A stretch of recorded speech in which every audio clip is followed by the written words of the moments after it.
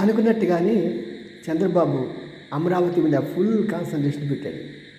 తత్ఫలితంగా ఏం జరుగుతున్నదంటే గుంటూరు, విజయవాడ, అమరావతి ఈ మూడు ఒక ట్రయాంగిల్లో.